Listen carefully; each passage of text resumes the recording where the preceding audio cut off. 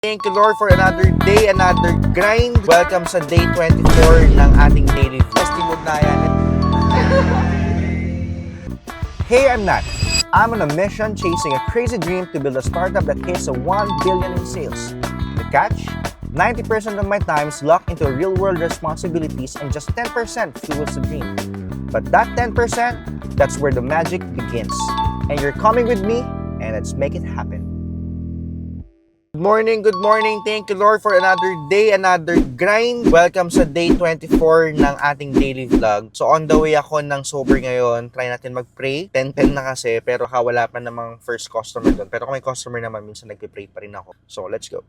Coach, nakakondisyon ka ata, kumukondisyon ka.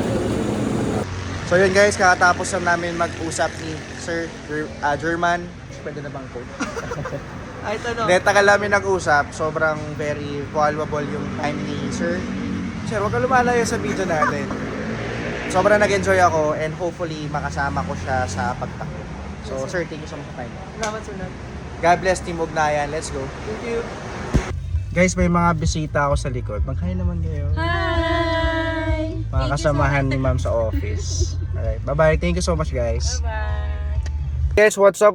Kakatapos ko lang mag-gym and then naligo na ulit, palabas na ulit tayo. Time check, 2:47. Mimit natin mga ninong at ninang natin sa kasal. So, kasama ko si fiance pero umiidlip kasi siya. Ay bagong gising. Huwag ko daw i-video. Ngayon, punta kami doon kasi namin mga ninong at ang pair ng ninong at nina. Gagawa kami ng schedule guys na mamit sana namin lahat bago yung kasal. Para magkaroon ng fellowship, ng bonding. So, syempre magiging namin sila, second parent namin. So, yun na lang muna guys, kita sober. Let's go.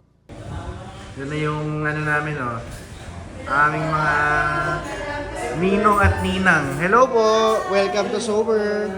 So guys, kasama na namin ang ninong-ninang namin. Hi po, say hi! Hi lang po, hi! Ayan guys. Guys, may mga bisita tayo ng Sober. Mag-hi kayo, mag-hi. Hi! Order sila ng, anong in-order niya? Winter melon. Winter melon tsaka matcha latte. Alright. Thank you so much guys. So yun guys, what's up?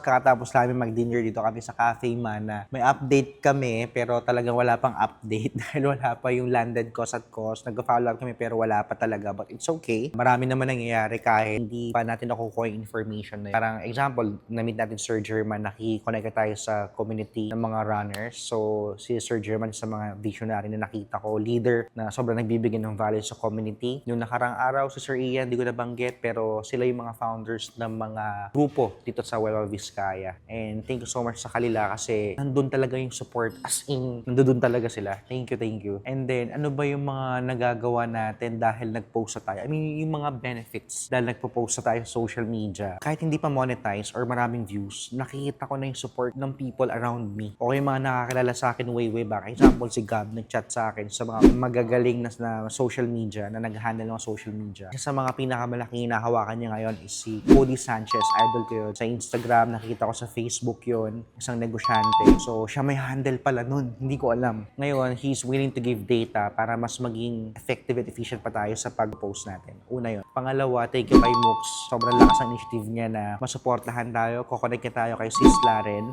para makatulong naman sa brand natin. Marami nangyayari kahit day 5 pala ng posting natin. So, yun na lang muna for today, guys. Tuloy-tuloy lang tayo sa pag-post. Hopefully, marami pa tayong mga track na dreamers and doers. So, mag-out na tayo guys.